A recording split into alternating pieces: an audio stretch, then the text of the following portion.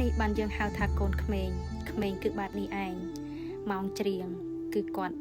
លេងសើចគាត់សប្បាយយើងក៏មិនចង់ដាក់សម្ពាធទៅលើការច្រៀងរបស់គាត់ដែរ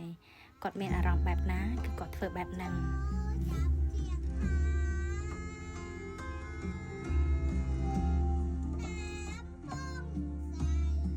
ពេលនេះវេលានេះកូនវិរិយាគាត់ថាมันអាចជួយអ្វីអ៊ំពូតាដែលជាវីរៈកងទ័ពបានឡើយ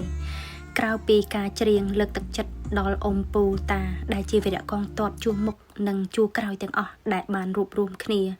ដើម្បីបុព្វហេតុដ៏ធំរបស់កម្ពុជាយើងឲ្យឈ្នះអស់មារសត្រូវដែលកំពុងតែឈ្លានពានទឹកដីរបស់យើង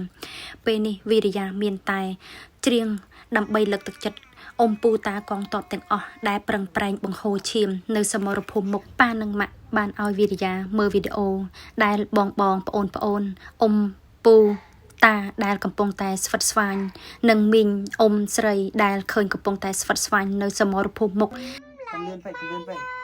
មកទៀតជិះដកថើមួយសិនចាំយើងច្រៀងតចង់អញ្ចឹងក្នុងចិត្តដំកើងដំឡៃខ្មែរយើងឲ្យបានរុងរឿងជាថ្មីឡើងតាមសាវតា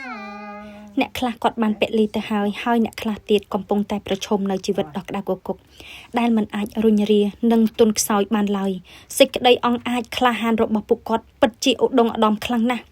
កូនវិរិយាជាកូនទំពាំងតូចរបស់កម្ពុជាសូមជាកម្លាំងចិត្តផ្ដល់ស្នាមញញឹមទៅកាន់វីរៈកងទ័ពទាំងអស់អូនកំពុងថតបទពងសាវតាខ្មែរជូនពរបងកងទ័ពនិងអ៊ំពូទាំងអស់ជួបតែសេចក្តីសុខកម្ពុជាឈ្នះកម្ពុជាជាម្ចាស់ទឹកដីកម្ពុជាត្រូវតែឈ្នះ